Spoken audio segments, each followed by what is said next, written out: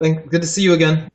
Good to I'm just see you, I suppose. cutting oranges, but let me take a break to talk to you about this thing. Yeah.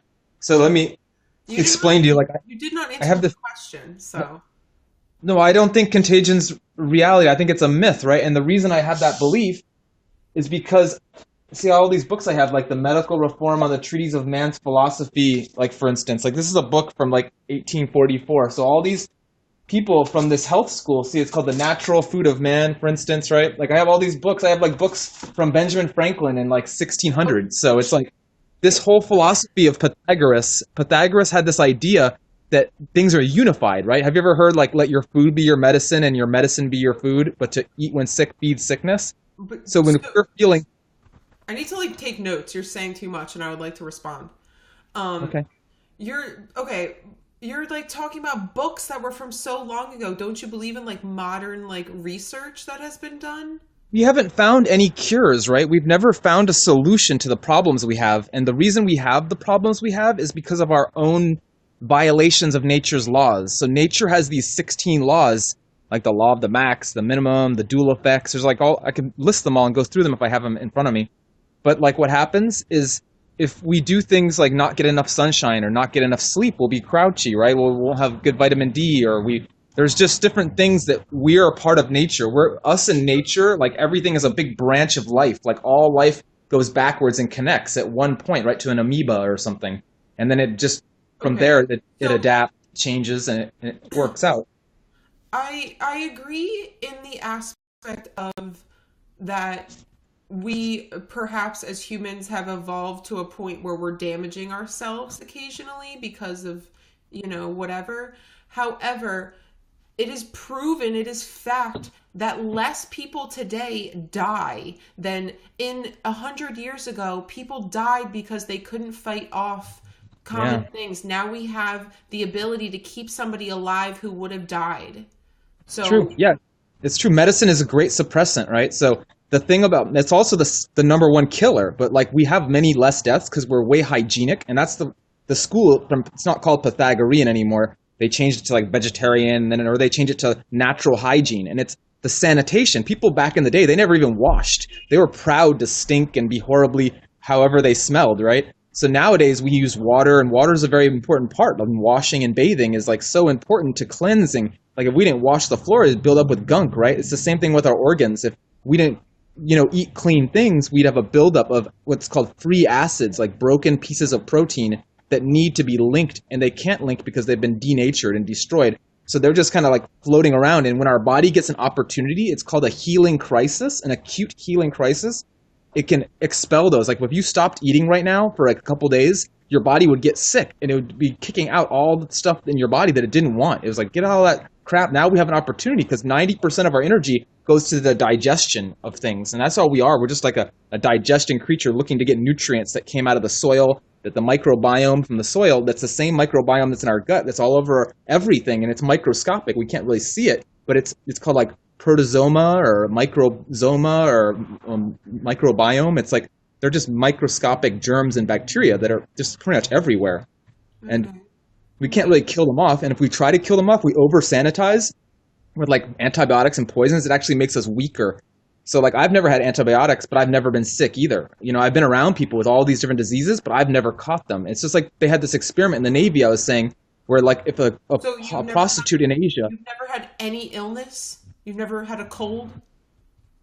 No, I don't get sick. Well, if I have that, it's because I ate something poor. Like I ate a bunch of gluten or something, and then yeah, I got a stuffy throat or something, and I was like, that or like white blood cells are our So solution, right? The body makes white blood cells to protect us from so things that it might be not food.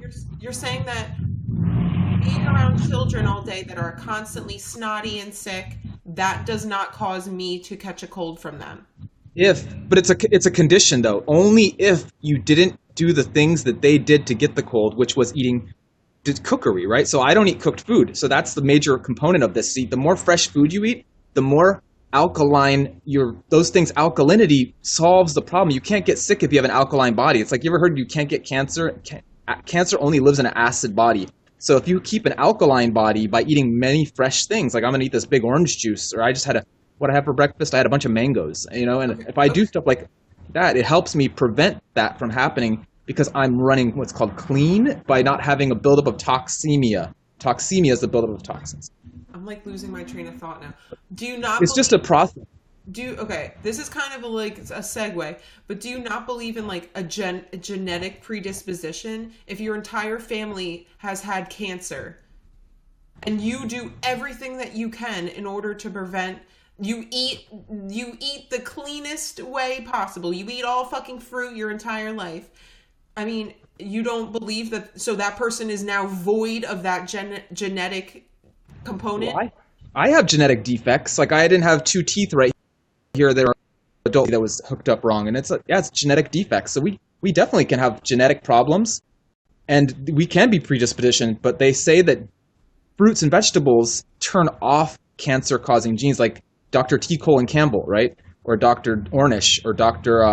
Mercola. These people, they're people, or not Mercola, McDougall, right? People who've studied this, and they've shown that by, you might be predispositioned to cancer because your family had it, but by eating things that are, what's it called? There's a phytonutrients, right? The phytonutrients have the ability to affect our genes and how they express themselves. So it's like a terrain theory. Like if you create an environment that's conductive to health, you'll have health. But if you create an environment that's just toxic and filthy and you don't wash and you didn't get clean air and you're always bleeding exhaust or you're on oils and all this nasty, disgusting things and fried foods and Okay. it's not going to be healthy for us, right? Then we'll definitely get sick. And like if you're going around your kids with having a bunch of big orange juice in the morning before you go to work, I'm sure like that would be a defense. Like the vitamin C the antioxidants would just Okay. neutralize. Sure. I mean, they're taking a vitamin, blah, blah, blah. But it's Um, living vitamins. Yeah. what if, I mean, what about somebody that's born with a disability? Genetically disability. Yeah, like you have diabetes type 1, for instance, and your pancreas never worked your whole life. That would suck. Yeah, you would have to be dependent upon medicine to survive, right? Like you would need a dialysis. Okay, but you're not saying that like you could eat fruit and fucking cure your. No, I'd say there is no cure. Like there is no, but like we can reverse things. Like if we have diabetes type 2, there is shown diabetes, like mindful diabetic Robbie, a friend of mine. He's got diabetic type 1 and he has lowered his insulin need by 75% by eating fruit. Like where otherwise he would need set like that much more insulin. And he doesn't need it because fruit doesn't need insulin, because what needs insulin is complex carbs, which are like potatoes, rice, beans, stuff like that, because they need to be broken down and converted into glycogen from fructose and sucrose, which they're not in that form. And it's just a chemical process that our body, but if it comes in the form we already want it, in glucose from fruit, we're like, oh, that's happy, and there's no need to make insulin in our pancreas. And they say we only can do so much our whole life as far as making insulin, But like 20. like what little comment said. So you've only been sick in your life due to a time that you've eaten poorly, is what you're Or saying. like, yeah, I wouldn't call it that sick. I mean, it wasn't like a deadly illness or anything. But, No. I've had earaches before from eating like rice and like eating a lot of like, grains and stuff like that. Like, you ever been on the macrobiotic diet? My mom left me with this lady who was doing macrobiotic. And see, my mom and this lady, they met at this health school called the Wigmore Natural Health Institute in Boston. And it was all about living food and like wheatgrass juice and sprouting and fermenting.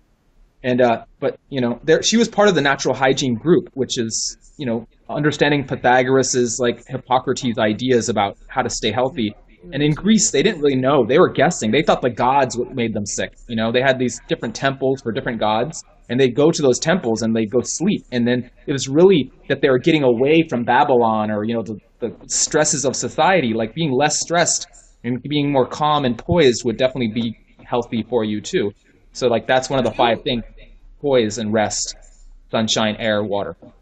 That's Pythagoras's 5 points. He found all these symbology within geometry and math. It's like a math philosophy group, and you couldn't join it unless you did a water fast, and then you couldn't speak in the outer circle, and you couldn't have possessions in the inner circle. It's called mathematikoi, and it's like a Greek Roman kind of thing. I don't know. It's just some people's beliefs like that are Did interesting. did you go to school like as a child? Did you Yeah, attend yeah. I've been to a lot of schools. Oh my gosh. like public It's school? Like I went to Montessori schools. I went to private schools. I went to public schools. They put me in this thing when I was 2 years old called the Better Baby Institute, where they taught me to read when I was two. Can you imagine the flashcards? I'm like recognizing words. So sometimes I read and I see different words because I'm looking at shapes rather than, yeah. That's But not typically, yeah. I mean, that it's different. happens, but it's not, yeah, that's not typical and not capable to be accomplished by most kids. Yeah, I just read a bunch of like this paper from like, have you heard about Bush Senior was actually put to, I don't we don't want to get off topic, huh? But it was What? like Bush Senior like is actually put to death by a military tribunal. That's what I'm saying. I'm not talking about that. Yeah. What do you do with your life currently for work, if you don't I mind me pick asking? fruits. So all these freezers I have are full of dates. So my freezers are full of dates that I climb up these palm trees and pick. Let me see if I can see one outside. There used to be a palm tree next door, but the wind blew it over. But there's still palm trees around. Like there's a palm tree like right. It's hard to see because of the shadows, huh? I have to move out more into the sun. The sun is Where about to. where are you I'm located? in I'm in Phoenix. Like I have all this mesquite, all these branches I just chopped off the tree, and like my mom's truck. It's like a monster truck. I'm driving this truck with a double king cab. Oh my gosh. My car, like the turbo went out in my Passat. So let's see, is there a palm tree? Like there's a palm tree, right? So if you climb up these palm trees, there's all these dates that are on them, and they grow all these dates. Like there's another palm tree right there. Is this a profitable endeavor you have? It's unlimited, so it's up. The limit is only upon my energy to do it. So like there's millions of these trees all over the place on the medians and business parks on people's property. So I just discovered it. And I was like, oh, I love dates. I grew up eating a lot of dates, and so I was like, wow, dates are awesome. I love, there's different. I've learned so much about the sizes and the varieties and the tastes and the flavors. Like Medjool is the most popular date, for instance, right? Like in this freezer here. This is a Medjool date right here. And they're like the ones that I get. I have found out that if you keep them really juicy, like a date has a peak ripeness. Everything like gets excellently ripe, and then if it goes beyond ripe, it goes bad, right? So like when it's perfectly ripe, I freeze them so that way they're all juicy and wet rather than being all like dry and wrinkly. And it's like, oh, Um, I mean, they're really good. They're what? delicious. Just dates, not no other fruit. Well, I have other fruit. Like, see, there's like all those oranges I have in the kitchen. There's unlimited oranges from November through July. So, like, see, I have like this is my table of fruit right here, right? I have persimmons and pineapples and I grew these. These are pomegranates. I'm about to juice a bunch of pomegranates. And see, like, here's like a box of oranges. So I can go pick as many boxes of oranges as I want and grapefruits and lemons off of trees until Just ran, bananas are always cheap. are Bananas. these like, do people own these trees, like, and they just like allow you to just climb their trees, or Yeah, some of them do because there's people that if they didn't let that happen, they just fall on the ground and ferment, and they have to pay like a yard keeper to do it, And it's better to have someone who wants them and pick them and makes use of them. So people are grateful. You just knock on their door and you say, "Hey, you got a tree? Can I pick it?" And they're like, "Go right ahead. I don't care." So it's interesting. just it's an unlimited resource. I used to be an architect, so I did all this. I mean, I can show you stuff that I did before. Like here, like this is a drawing of a house that I made. It's kind of interesting, right? Like I did 3D rendering. It's like graphics, and it's a house made out of foam, styrofoam. I mean, that's an interesting design, right? So I thought of green building and sustainable, like solar passive architecture. But at the same time, I did a lot of commercial stuff. I'm gonna dox myself. Here's the company I worked for, but it's called. You ever seen CVS's and Panda Expresses and Jack in the Box? Like I would never go to those places. You don't currently do that? I used to, but then the economy crashed. Remember? And then so I got laid off Oh my because I need to address my chat for a second. yeah. Hooker, I'm sorry. Comment. Can Hooker and comment? I'm sorry, guys. Can you both like relax? I don't know what he said to you, Hooker. I hope you're okay. Why don't you do the designing for like a like why don't you don't want to do that? No, I would if there was the opportunity, but I do like make flyers for people, like some like by having a Native American opera, like a Hohokam, like it's a tribe, and they're having an opera called the Kokopelli Opera. So I made their flyers and literature, and I like doing a lot of video. I do a lot of videography on YouTube. Like at one point, I was making $60 a day on YouTube, but then I keep getting banned because it's so controversial. Some of the stuff I do, because I'm talking about politics sometimes, right? Or sometimes I'm talking about, they want to call me a scammer. They say, oh, you pseudoscience is this and that. I'm like, well, that's not true. I'm not scamming anybody. I'm not asking for money or anything. You know, yeah. I'll sell dates, but they're sticky. But, I would do it if the opportunity came around. It's kind of like a terrain theory. It's like if there's opportunity, it's like, yeah, I'll jump on it. But it's like, but things are going really fast. But the city Phoenix is growing so fast, and those are plans that have already been in place. And like the way I used to do is permitting, right? So you go to every city has their different department for like design review committee they call themselves. So they say, well, you can't have this building look like this, or you have to get your plumbing right, or you work with structural engineers and electrical engineers and plumbing engineers, and so you work with all these different designers and architects and companies. And so I used to do that for a long time. It's not very lucrative. And then when the economy crashed, I worked for the census, so I typed all the names of people and computers with thousands of other people in these warehouses. That was fun, but it was only temporary. It was $25 an hour though, so that was nice. But That's wonderful. but the economy's definitely changed now, right? Where food is costs more than it used to cost before. Like today's the sale day. It's called miércoles in Spanish, means Wednesday. And there's like these advertisements, right? So there'll be like bananas for like £3 for $1, or like pineapples. So they see £3 for $1 pineapple. Right? You see that? It's hard to see. Right? Go stock up, y'all. That's right. There it is. £3 for $1 pineapple. And that's a good deal. So there's all these good deals. It's only one day of the week. And so that's what I do. I go to those Mexican, or I like going to Asian markets, and I like going to the Arab markets, because you never know what deals they're going to have until you go there. But I like coconuts and durians and jackfruit and all the exotic stuff. It's just so delicious. But right now I'm changing my transmission on my Bug.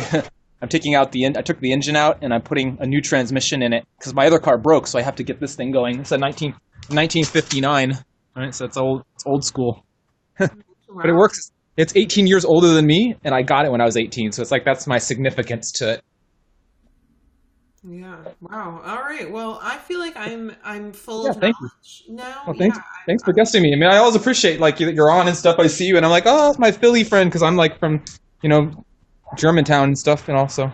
Yeah. You have some very interesting thoughts. My family. I always liked going to the Liberty Bell and the Benjamin Franklin Institute of Technology, and the library was like one of my favorite places to go downtown. Love Park was like where I would always be hanging out skateboarding until they banned it, and then they unbanned it, and then they rebanned. I don't know what's going on now, but I don't know. But all right, it's been cool. See you later. thank you. Bye. Bye.